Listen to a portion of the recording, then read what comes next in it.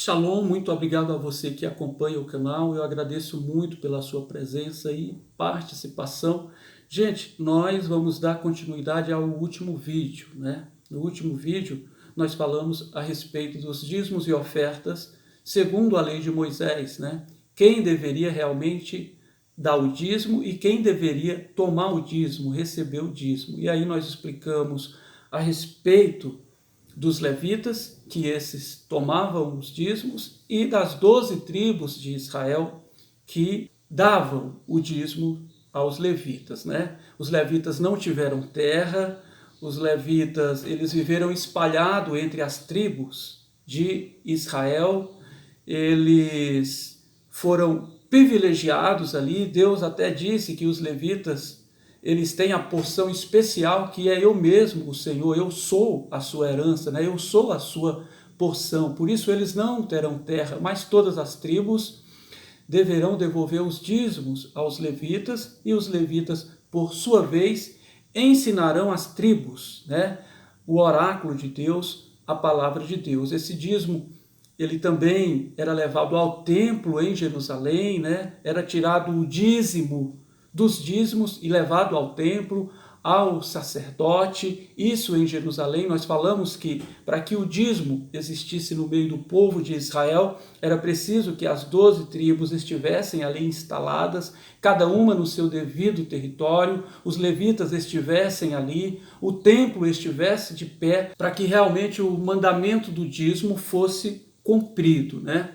Falamos também a respeito de Malaquias 3, quando as igrejas dizem: trazei os dízimos, né, à casa do Senhor, para que haja mantimento na minha casa, né? Nós falamos que ali se referia ao templo em Jerusalém, o profeta Malaquias, 400 anos antes de Jesus, fazendo ali a reforma religiosa, né, encerrando a reforma religiosa, que teve como Esdra, Neemias, né, Zorobabel e tantos outros. Então, o profeta Malaquias estava encerrando e estava convidando o povo a voltar a praticar, e inclusive trazendo o dízimo, né? O templo estava sendo abandonado pouco a pouco, né? Os levitas já não estavam cuidando do templo, e o povo de Israel tinha perdido a prática de trazer os dízimos, né? Então, o mandamento, ele é um mandamento que se refere ao templo em Jerusalém e para o povo de Israel, e que não tem nada a ver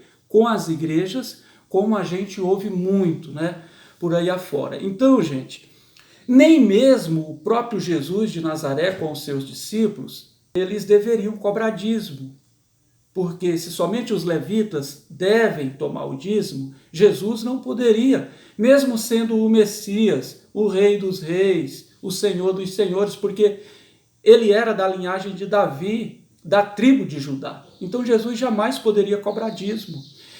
E tem um detalhe: nem os seus discípulos, porque com certeza cada um deles era de uma tribo diferente, até porque eram 12 discípulos, e eles representavam as 12 tribos, né? Aí alguém diz o seguinte: tá, mas os discípulos de Jesus, eles andavam com uma bolsa e tinha dinheiro. Sim, tinha dinheiro, com certeza, de doações, né, de ofertas voluntárias. Por exemplo, lá em Lucas, capítulo 8, o texto deixa bem claro: Jesus andava de aldeia em aldeia, de cidade em cidade, ensinando o evangelho de Deus. E as mulheres que seguiam a Jesus e os seus discípulos, elas ajudavam Jesus com os seus bens. E aí cita alguma delas: Maria Madalena, Susana, Joana e tantas outras ajudavam a Jesus e os seus discípulos com os seus bens. Então, com certeza, alguém tinha que ter ali uma bolsa para poder levar, né, essas doações, que com certeza de bom coração muita gente ajudava. E Jesus estava vivendo ali um período de um ministério itinerante, né? Ele estava levando o evangelho com os seus discípulos da Galileia a Jericó, ou seja, do norte ao sul de Israel. Tinha gastos. Ele fazia as multiplicações maravilhosas, né, de pão e peixe, enfim, mas tinha que se comprar alguma coisa também, né? E por isso Jesus aceitava essa doação voluntária, né, essa caridade que era feita por parte das mulheres que seguiam Jesus e os seus discípulos. Agora, que Jesus tomou dízimo, que os seus discípulos tomaram dízimo? Jamais, até porque isso vai contra as Escrituras, contra a lei de Moisés. E Jesus, ele não infringiu um mandamento sequer da lei de Moisés. Então, gente, a mesma coisa Paulo, o apóstolo dos gentios, aquele que levou o evangelho, que foi o precursor do cristianismo, vamos dizer assim, pelos 4 cantos da terra, né? Da Arábia, a Turquia, a Roma, né? A Grécia, a Espanha.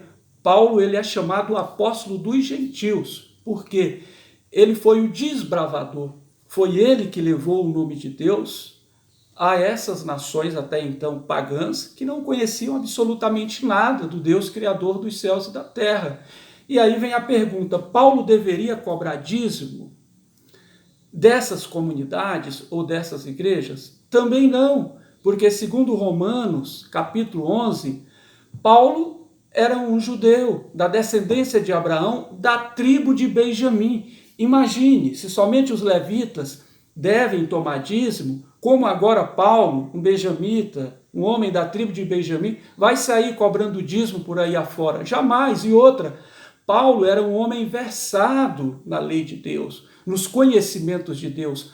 Paulo tinha até status de fariseu. É um homem que estudou para pegar essa patência dentro do judaísmo antigo, um homem de muito conhecimento, né? Então jamais Paulo iria sair por aí pedindo dízimos e ofertas segundo a lei de Moisés. E aí, gente, para deixar isso bastante claro, né? Vamos aqui em 2 Tessalonicenses, capítulo 3, versículo 6. Olha só o que diz aqui o apóstolo Paulo.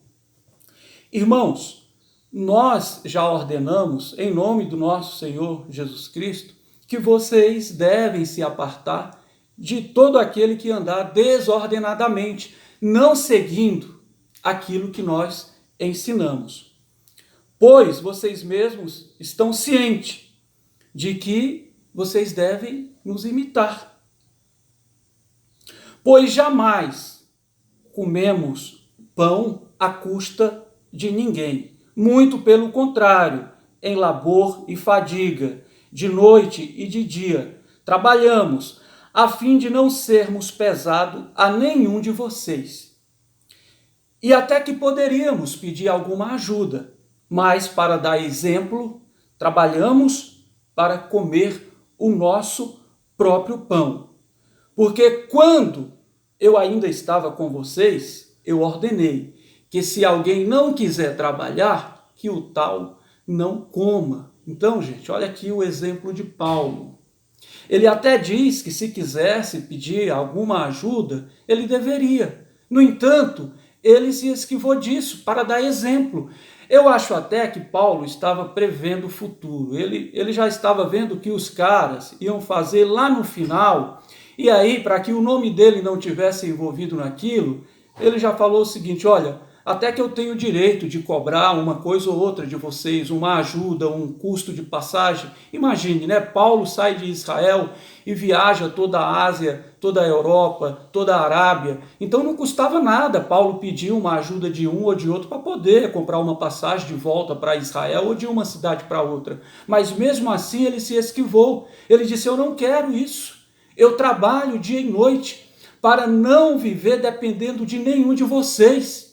E eu quero que vocês sigam esse exemplo, né? Agora, na prática, a gente sabe que isso não acontece, né? Embora as igrejas elas falam muito bem de Paulo, né? Tem Paulo realmente como apóstolo dos gentios, mas nessa hora aqui, ninguém segue o exemplo de Paulo. Aí alguém pergunta o seguinte, mas o que Paulo fazia, né? Então, gente, lá em Atos dos Apóstolos, capítulo 18, ele diz o seguinte, e partiu de Atena para Corinto, né? Paulo partiu de Atena para Corinto. E lá se encontrou com um judeu chamado Áquila. E ficou com esse judeu, na casa desse judeu, por muitos dias, né? Inclusive a mulher desse judeu, Áquila, chamava-se Priscila, né? E os dois trabalhavam juntos, pois tinham a profissão de fazer tenda. Então veja só, Paulo, um profissional, trabalhava fazendo tenda. O líder do cristianismo, o fundador do cristianismo, entre as nações estrangeiras, entre os não-judeus, vamos dizer assim, né? Então, por que não seguir realmente o exemplo de Paulo? Por que comercializar? Por que mercadejar o nome de Deus, né, gente? Eu acho que os ensinamentos de Paulo estão sendo violados aqui claramente. Então, esse homem, ele era um profissional. Aliás, se a gente olhar a história, o próprio Jesus Cristo, Salvador, ele era carpinteiro. Quando ele encontra Pedro, Pedro estava perambulando pelo meio da rua? Pelo contrário, Pedro era um pescador. Mateus era um cobrador de imposto. Todos eles tinham a sua atividade de trabalho. Todos eles trabalhavam, né? Agora hoje não. O camarada tem que ficar sentado ali dentro da igreja, né? Pregando o que não deve, ensinando o que não deve, mostrando as escrituras de forma distorcida para poder não trabalhar e ganhar muito dinheiro. Inclusive tem gente aí com patrimônio de milhões, né, por ensinar as escrituras de forma errada e muitas vezes deixar as pessoas aprisionadas dentro